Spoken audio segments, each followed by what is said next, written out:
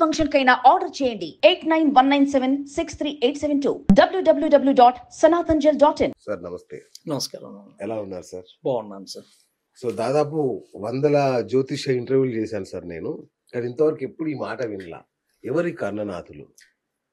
కర్ణనాథుడు అన్నది ఏం లేదు సార్. ఇది పంచాంగంలో ఉండే పంచ అంగాలు కలిసిందే పంచాంగం.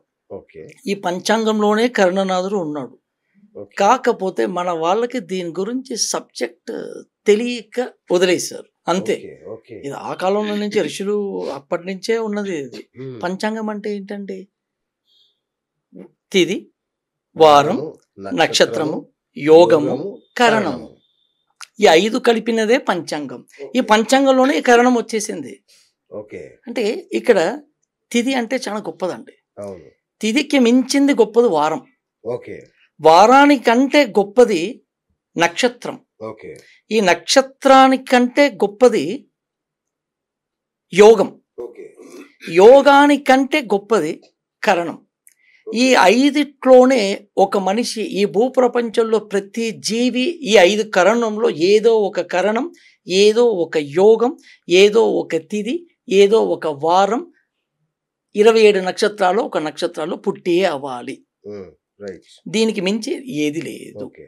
సో ఈ కర్ణనాథుడు అన్నది ఎలాగ అంటే ప్రతి మనిషికి అతను కులదైవం తర్వాత దేవుడు అతను గొప్ప. అన్నిటికంటే గొప్ప అతనే. అతను మనం పట్టించుకోవాలి ఇప్పటి వరకు. అంటే ఇష్టదైవం కాదు, కులదైవం కాదు, అతనికంటే గొప్ప. మిమ్మల్ని కాపాడేవాడు అతను. అతనికి మీరు బిడ్డనని అతనికి తెలుసు, అతను మీకు తెలియదు. మీ తండ్రి ఎవరు మీకు తెలియదు, మీ దేవుడు ఎవరు మీకు తెలియదు. అతనికి తెలుసు నా బిడ్డ మీరేనని అతనికి తెలుసు. అతని కారణం అతనికి ఎరుక కదా, తెలుస్తుంది. మీకు తెలియదు, మనకి తెలియదు. ఏ దేవుడు మనము తెలియక ఎన్నో దేవుళ్ళని పూజ చేస్తూ ఉంటాం. మీరు చాలా నోటి మాట విని ఉండొచ్చు, అయ్యగారు నేను చాలా గుళ్ళు తిరిగేసా, చాలా దేవుళ్ళు చుట్టేసేసాను, నాకు ఇక్కడ నాకు మంచి జరగలేదండి. ఎలా జరుగుతుంది? నీకు ఎవరు? నేను కాపాడేవాడు ఎవరు? నువ్వు వాడిని పట్టుకో. ఈరోజు అంటే నేను వెంకటేశ్వర స్వామికో శివుడికో శక్తి లేదు అనట్లేదండి, వాళ్ళు గొప్ప శక్తివంతులు. టీటీడీ ఛానల్ కింద ఈరోజు దర్శనం 70,000 మంది చిల్డ్రన్ చెప్పి వెళ్తూ ఉంటుంది. 70,000 మంది బాగుపడిపోయారా? చెప్పండి. లేదు. ఇప్పుడు అరుణాచలం అన్న దీంట్లో ఒక పౌర్ణమికి మినిమం 15 లక్షల మందిని గిరివలం చుడుతున్నారు. 15 లక్షల మందిలో రాతలు మారిపోయిందా? మారలేదు. ఎందుకు? నీ దగ్గరికి వచ్చినప్పుడు నాకు మంచి జరగాలి కదా, ఎందుకు జరగట్లేదు? కొద్ది మందికే జరుగుతుంది. ఎందుకు అంటే ఇక్కడ ఒక మంచి కాన్సెప్ట్ ఉంది. దేవుళ్ళకి కూడా జ్యూరిస్డిక్షన్ ఉన్నది.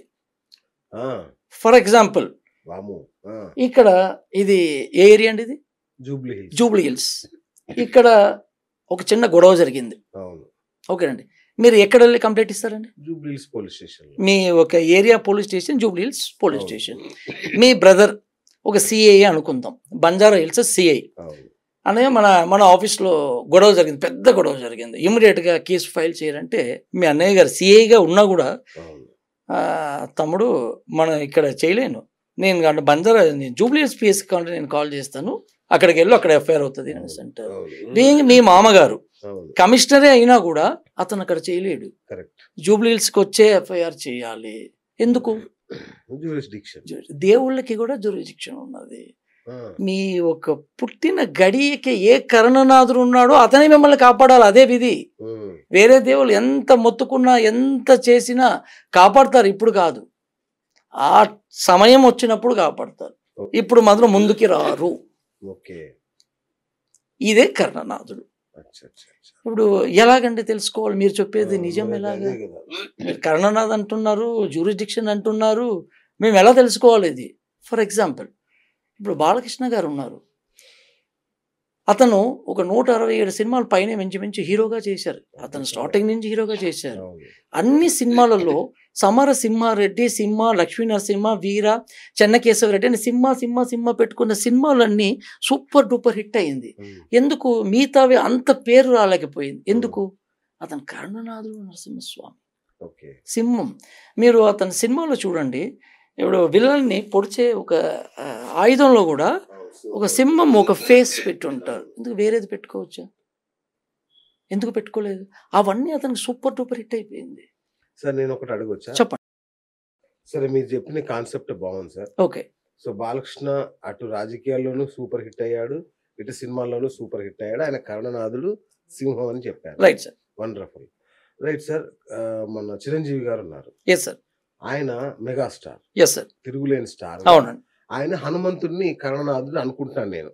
కాదండి, ఆయన హనుమంతుడినే పూజిస్తాడు. ఆయన అతను ఇంటి ఇలవేల్పు కులదైవం ఆంజనేయ స్వామి. అందుకే అతని పేరు చిరంజీవి అని కూడా మార్చుకున్నాడు. అక్కడ నుంచి బాగా అతను మంచిగా పాపులర్ అయిపోయాడు. సూపర్. అతనికి ఆంధ్ర జనాలు అంటే అతను అంటే పిచ్చి. అతనికి అంత మంచి ఫేమస్ హీరో. కాకపోతే అతను కరుణనాథుని సరిగ్గా పట్టుకోలేకపోయాడు. అతనికి తెలియలేదు. అతనికి పొలిటికల్ క్యారియర్ పోయింది అతనికి. అదే వాళ్ళ బ్రదర్ పవన్ కళ్యాణ్ గారు ఉన్నారు చూడండి, అతను కూడా ఇతనికంటే మంచి పేరు తెచ్చుకున్నాడు. పొలిటికల్లో అతని కులదేవత ఆంజనేయ స్వామి.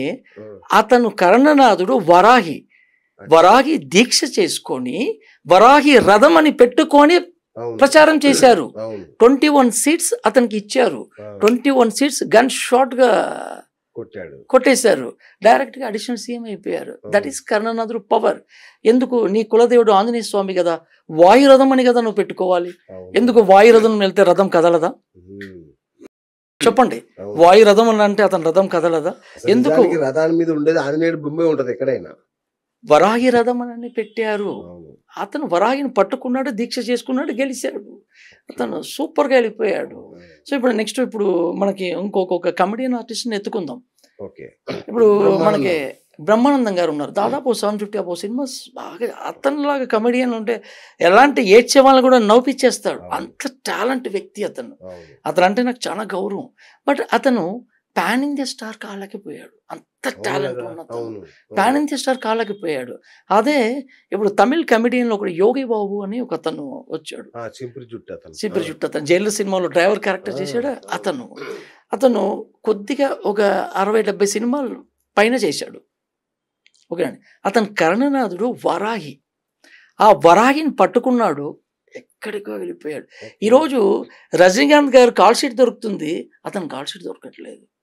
అంత బిజీ.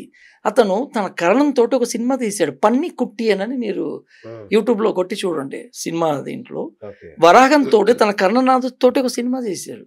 ఆ సినిమా చాలా గొప్ప పేరు తీసింది. దట్ ఈస్ కరుణనాథుడు పవర్. కరుణనాథుని పట్టుకుంటే మీ లైఫ్ లో ఆ తండ్రి, మన దేవుడు, మనకి ఇచ్చే దేవుడు అతనే. మనకి ఇవ్వని వాడిని పట్టుకొని మనం ఎంత తల బాదుకున్నా వాడు ఇవ్వడు. ఇచ్చేవాడిని వెళ్ళి తండ్రి నన్ను చేయి జాబితే చాలు, నాన్న వచ్చావా, ఇదిగో నీకు ఇస్తున్నా, తీసుకోపో అంటే. అది తెలుసుకోవాలి. అది తెలుసుకుంటే మన ఈ లోకంలో అందరి లైఫ్ చాలా బాగుంటుంది. ఎవరు కష్టపడరు.